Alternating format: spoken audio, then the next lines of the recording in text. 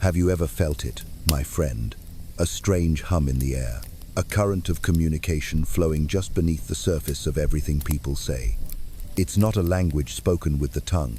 It's a silent, powerful frequency, a divine vibration of pure intention and unspoken command that has the power to shape destinies and forge entire empires from the shadows. I'll be honest with you, it took me years to truly understand this, to even admit to myself that it was real.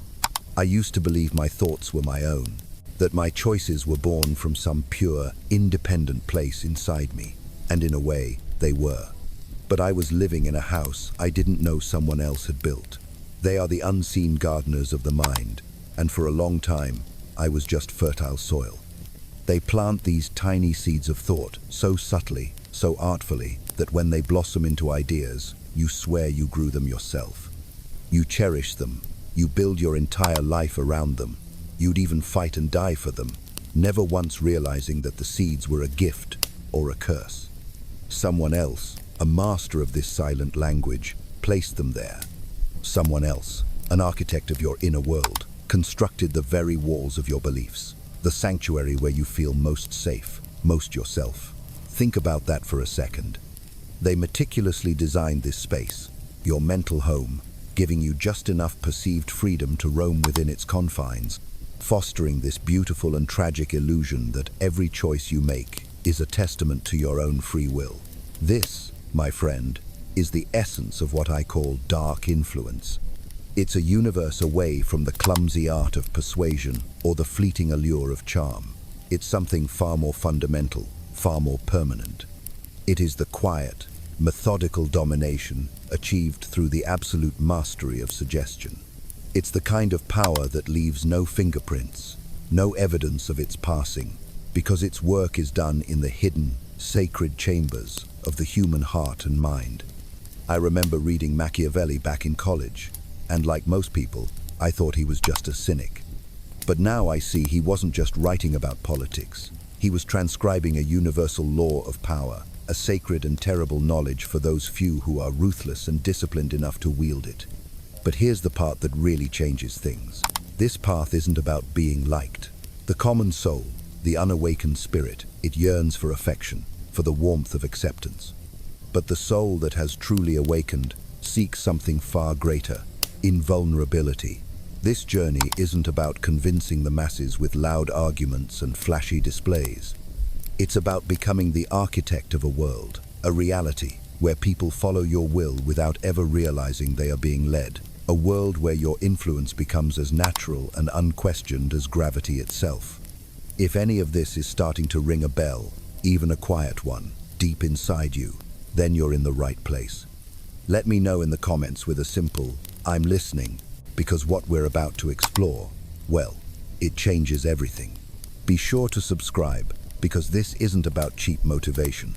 This is about awakening to the real rules of the game. So, you want to know what this power really is? Do you wish to be feared? Then learn to control the decisions of others through their base, primal emotions. Do you wish to be respected? Then you must learn to command their perception, shaping not just what they see, but how they see you and the world around you. But, and listen closely if you wish to be truly, profoundly dangerous, to operate on a level that kings and presidents can only dream of, then you must learn to control reality itself. Let me give you your first and most crucial warning. What I'm sharing with you is not a comforting self-help mantra. It's not some feel-good tool for making a few minor improvements in your social life. This is a weapon, a divine instrument of immense and terrifying power. If you learn its principles, if you can wield it with cold, calculated precision, no one in this world will ever see you coming. You will walk through life as a ghost, untouchable. You see, the most dangerous and effective form of power, the kind that truly endures through ages, is the power that doesn't look like power at all. It doesn't announce its arrival with the clash of swords or the roar of adoring crowds. It doesn't wear a crown of gold. It doesn't sit on some ornate, visible throne. No, true power is far more subtle, more insidious than all of that. It's a whisper. It's a silent, guiding frequency breathed into the ear of the man who does sit on the throne, the one who wears the crown and commands the armies. This, my friend, is influence. And you have to understand, it is infinitely more potent, more lasting, and more absolute than any brute force or decreed authority. Why? Because authority can always be challenged, it can be overthrown, it can be replaced. But influence, once it takes root deep in the mind, becomes a part of the person themselves. It's a ghost in their machine, a silent partner in every single one of their thoughts and decisions. Machiavelli understood this universal law better than anyone. He saw with perfect, chilling clarity that raw, overt force always, without exception, creates resistance. The moment you push, the world instinctively pushes back. It's a fundamental law of nature, both physical and spiritual. But influence? Influence bypasses this law entirely. True influence creates willing, even enthusiastic, obedience without a single display of force. You never have to raise your voice. You never have to issue a threat or make a demand. You simply, and with divine precision, bend their perception. You become the artist, and their reality becomes your canvas. And then you just watch, from a place of detached, silent calm, as people willingly, even joyfully, walk in the very direction you have already chosen for them, all the while being absolutely convinced it was their own brilliant idea. That right there, my friend, is the devastating beauty of dark influence. Its true genius lies in its ability to hide behind the shimmering, seductive illusion of choice. Have you ever noticed how most people, in their comfortable, half-awake slumber, truly believe they make their decisions rationally? They think they're weighing facts, calculating logic. But honestly, they're tragically mistaken. They don't, they react. We are all, at our core, creatures of impulse, driven by the turbulent currents of our emotions, by the subtle yet overwhelmingly powerful pull of status cues, by the deep, primal fears we dare not even name in the dead of night, and by the hidden, secret desires that burn like embers within our souls. The master manipulator, the true architect of this invisible world, understands this human frailty perfectly. He doesn't fight against it, he embraces it, he uses it. He becomes a virtuoso, playing upon these emotional triggers as a master musician plays a priceless violin. He feeds those triggers, one by one, with carefully crafted words, gestures, and most importantly, silences, until his target is not merely convinced, but is actively begging for the very thing he had already planned to give them from the very beginning. This brings us to the first sacred principle, the absolute foundation of this art. Influence begins with sacred observation. Before you can ever hope to control anyone, you must first learn to truly read them. I don't mean listening to their words. Their words are often just masks, veils for their true intentions. I mean reading their soul's blueprint. You have to learn to truly see them, to perceive their hidden patterns, the unconscious rhythms that dictate their lives. You must ask yourself, with the cold, unwavering detachment of a scientist observing a specimen, what do they truly seek? Is it recognition? Is it security? Is it love? And even more importantly, what do they fear losing more than anything else in this world? Who are they so desperately trying to impress?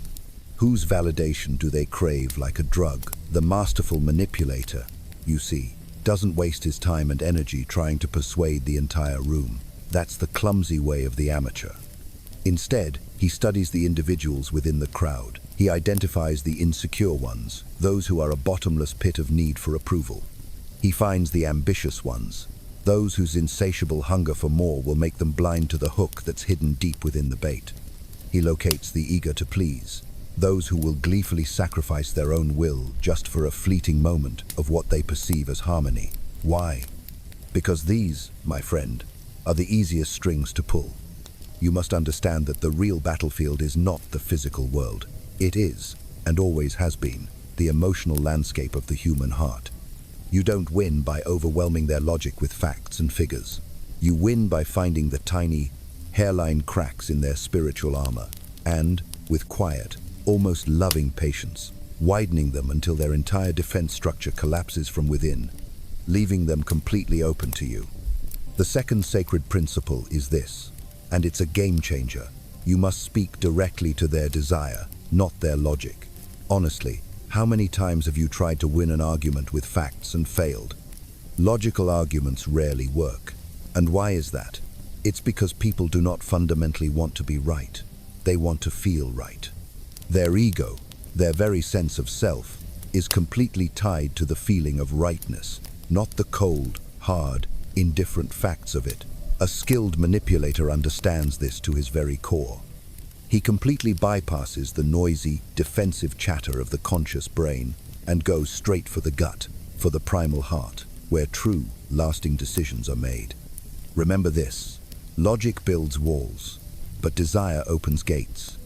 He frames his ideas not as mere suggestions to be debated and picked apart, but as irresistible, divine opportunities to fulfill those hidden cravings you have already so carefully observed. You make them feel admired. You make them feel important. You make them feel as though they are part of something far, far greater than themselves. A grand destiny that you are merely helping them to realize.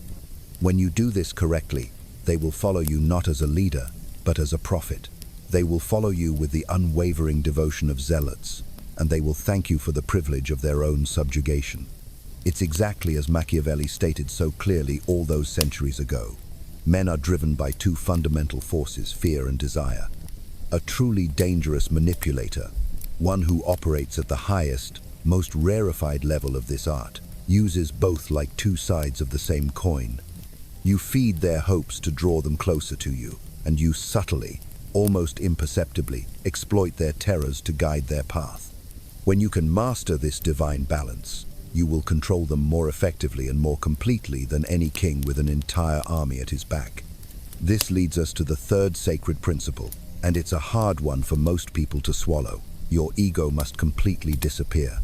The amateur manipulator, the one who will always, eventually, fail and be exposed, wants recognition. He craves the credit. He wants to be seen and admired as the mastermind, the brilliant strategist behind it all. This is a fatal, tragic flaw. But the true threat, the true master of the art, is the one who remains completely invisible, the one who hides behind the curtain and lets all the actors on the stage believe they are improvising their own lines. The master manipulator never argues. He never demands validation.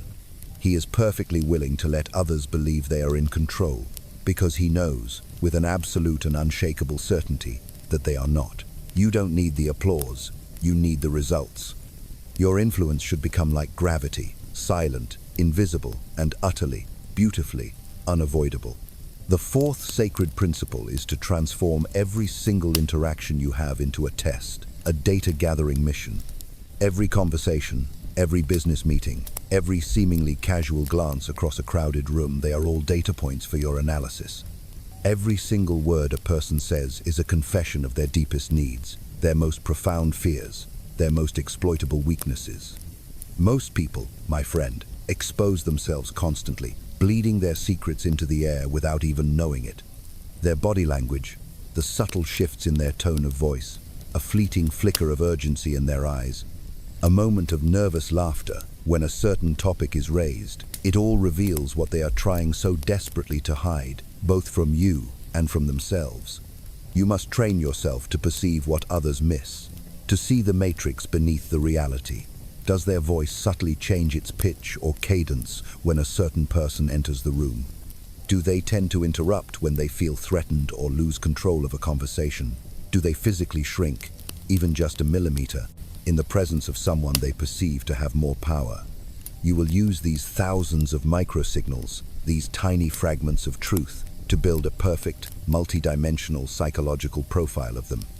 Because once you know, truly and deeply know, how someone sees the world, you can begin to systematically reshape it for them, and they will never, ever realize they've been rewired. This brings us to the fifth sacred principle.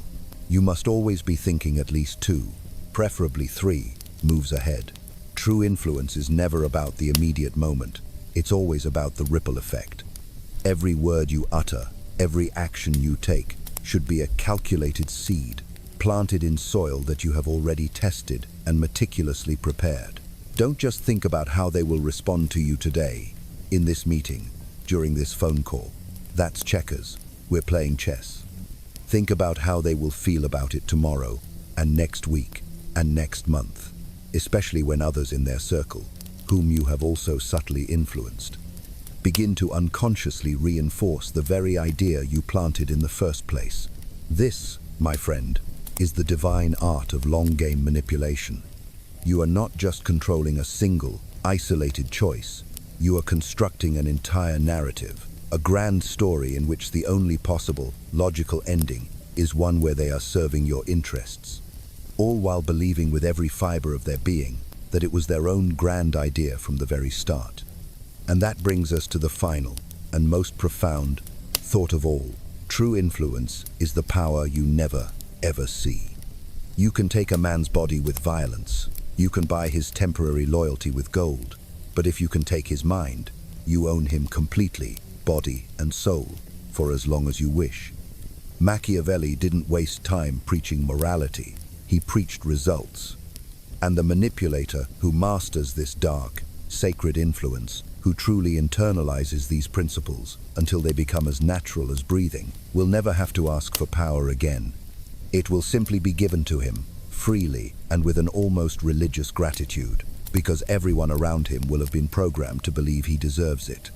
And when that day finally comes, you won't need to rule in the open, because you will already be ruling from the shadows. You will be the silent king, the invisible god, the architect of destinies. This is the ultimate, purest form of domination.